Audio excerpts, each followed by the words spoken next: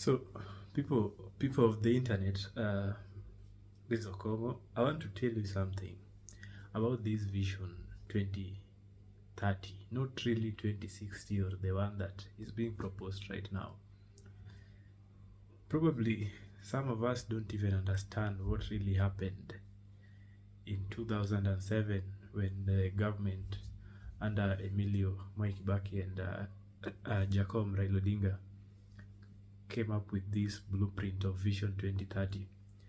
So, in 2007, we had the same idea or task force that was set up to come up with a blueprint of how we will grow as a country, and probably the vision or the dream of the country, or the leaders at that time had a dream of where they aspire us to be as a nation. And so, all said and done, everything was done in the same way or in the right manner. The goals were set, the ideas of how to get there were set, and it was quote unquote agreed that this is how we are supposed to do it and this is what we are supposed to achieve. But the challenge is it was not enacted in any law that, for example, if we are to develop economically, then this is what we must do. Though the constitution already had some advantage of some of these things, I can give an example. The economic factor, the borrowing of the country, our borrowing, there is a provision that we can only borrow for development, and that money had to go through some channel. Like now, the money that was borrowed externally was supposed to go through something called the consolidated funds account. Then that money can only be withdrawn upon verification by the office of the Auditor General. So in 2014, I think the parliament under the majority leader then, Aden Duale, seconded by the minority leader at that time, John Mbadi, came up with an idea, a very bad one, to remove the section of forcing money to go through the consolidated fund. So the money could be borrowed and, like, arbitrarily, literally, we don't know where the money is going to, or be withdrawn without us knowing.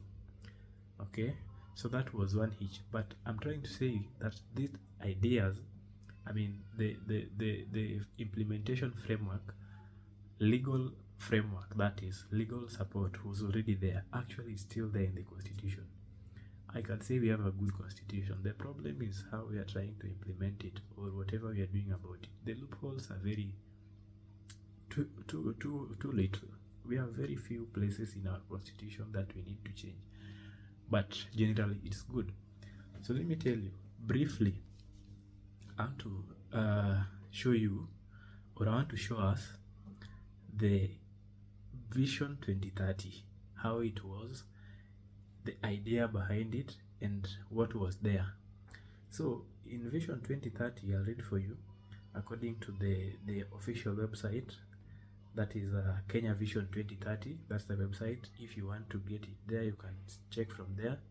It's called Kenya Vision 2030. Then you'll see about it, what was supposed to be done, and the progress so far, of which that progress, the track of the progress stopped in 2012 when the new government was coming in. So it was tracked until when Mwai Kibaki left office. Then the government, the Uhuru Ruto government, has never had any tracking of the vision.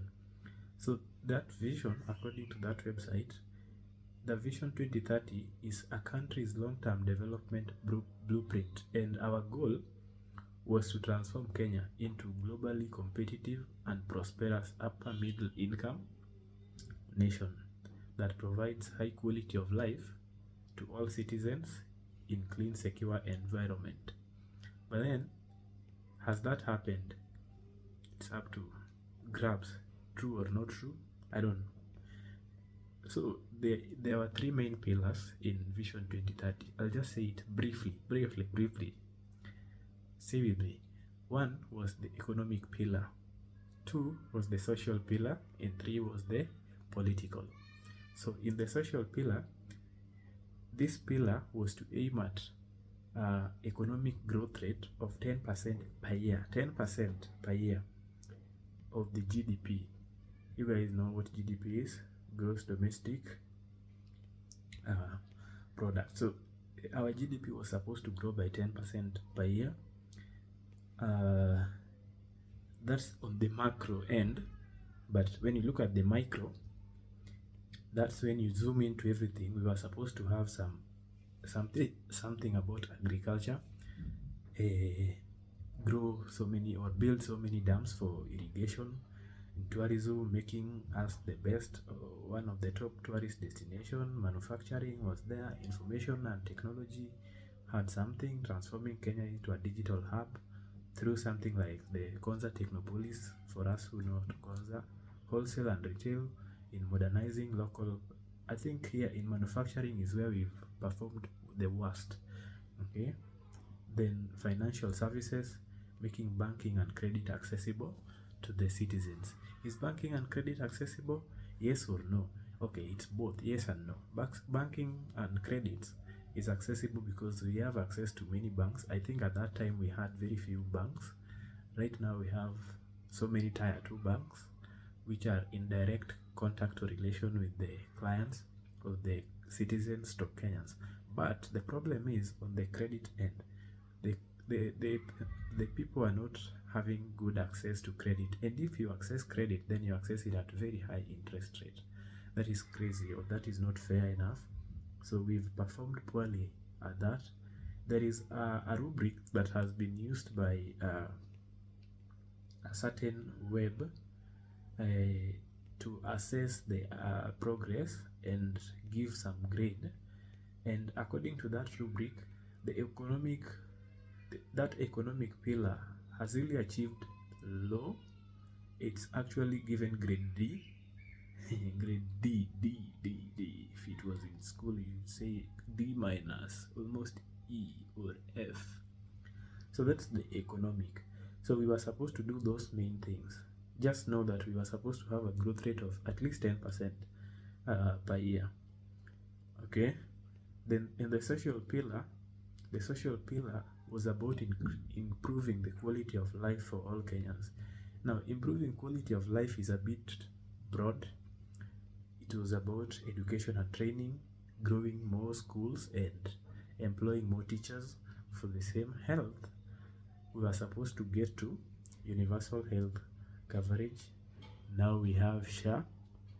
Whether it's working or not, I don't know. You know better. Water and sanitation. Water was supposed to get to the word is every household. We have water in even Luo Nyanza, where there is rain. I mean, leave alone the dry areas, the asals which were mentioned. The asals wachana nazo. Let's talk about a place like Luo Nyanza. We have the lake and the rivers where water is abundant, but we have water in every household. Women, our mothers, are still fetching water from rivers which are more than 3 kilometers far away. Very sad status quo. Then environment, we are supposed to protect forests and manage climate change somehow. Okay, I don't know. Then housing and urbanization, we are supposed to develop affordable houses kama hii ya Ruto.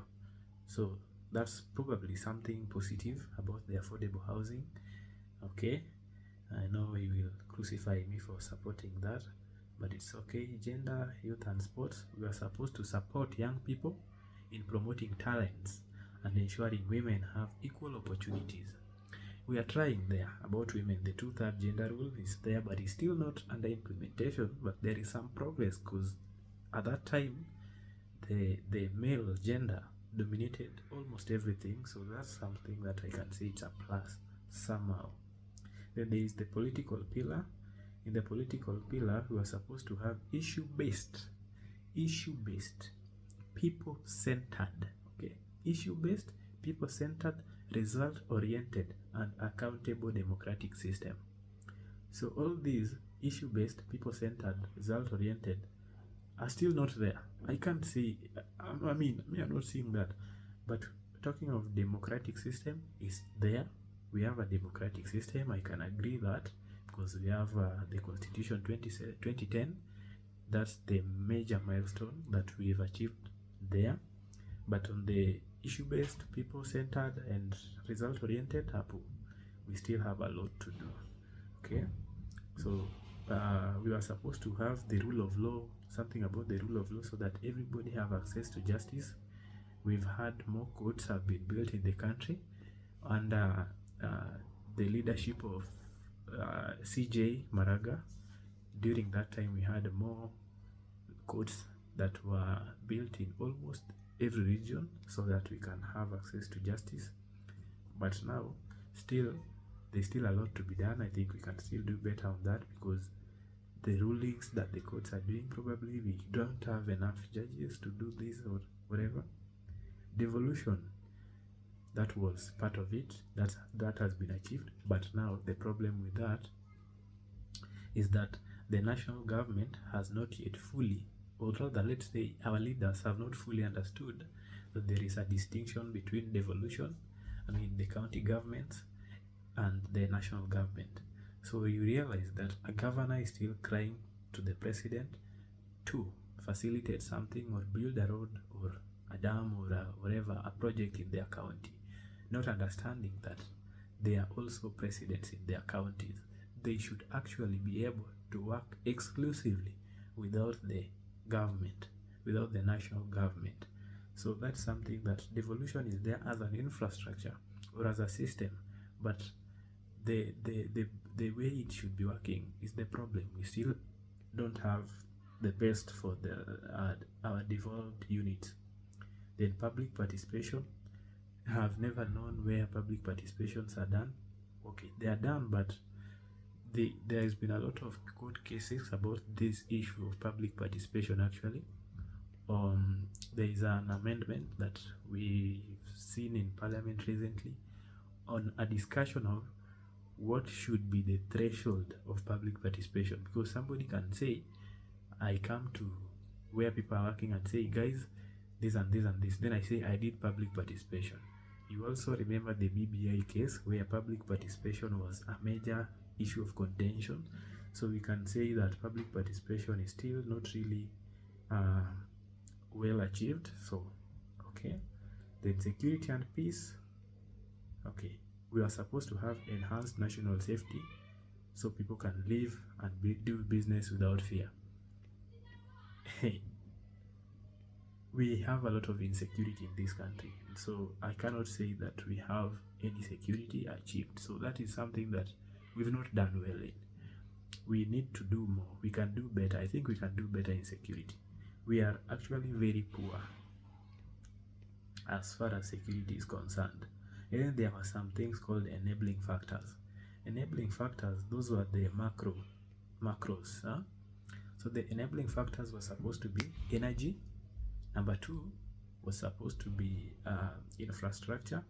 Energy, that is something like geothermal. We're supposed to have more power. You remember, as a country, we're generating low power than what we need. So we're actually importing power energy. Okay, then so that one bado kidogo.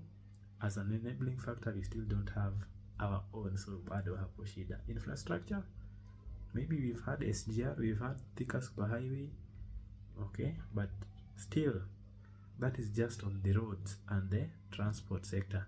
Leave alone the hospital, the schools, I mean all those enabling factors bado kidogo. So we can't achieve education without schools. We can't achieve education without help. Okay, science and technology, that is somewhere where we are growing, and we are growing very fast. We have the social media, we have the AI.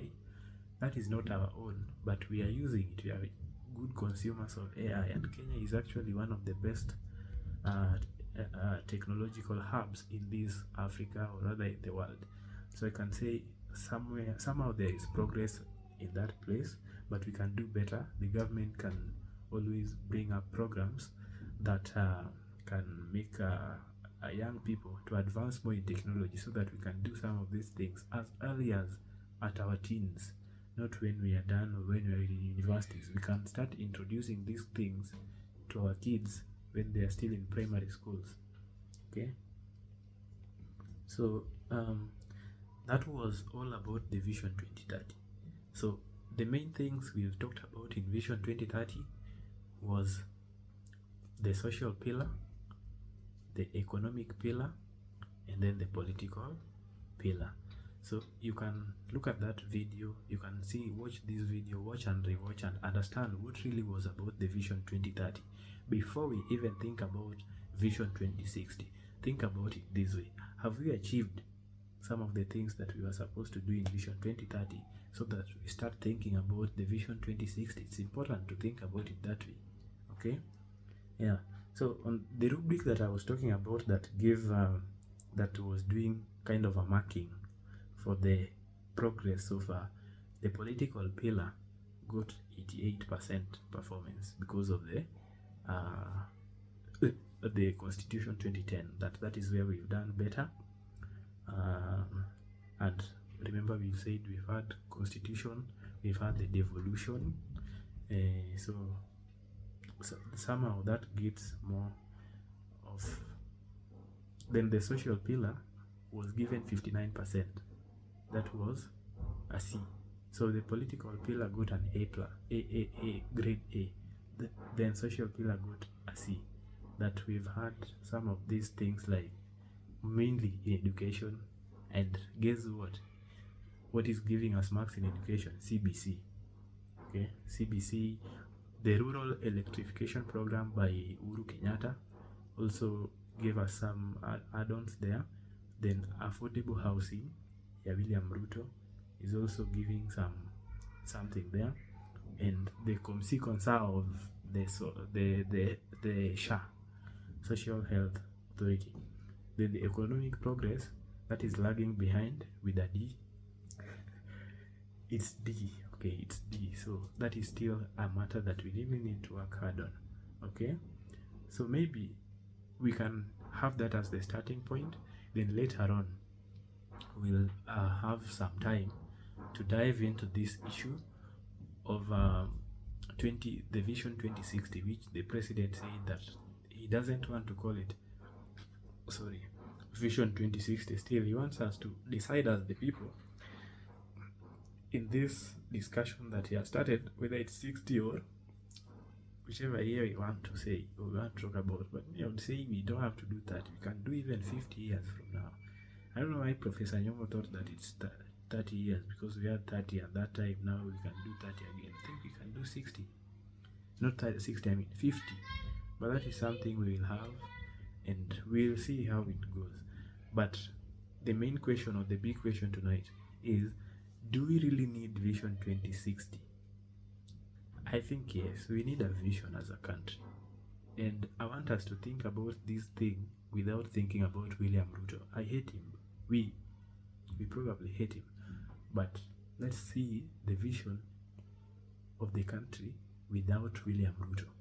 I mean, he will go within 5 years, by 2032, if at all he gets elected, which is probably not going to happen anyway. I don't know. That's a matter that what were 2-term and 1-term can tell us. But think about the vision without the president. Then you will see that really we need this thing. Is the problem we have is probably the drivers who are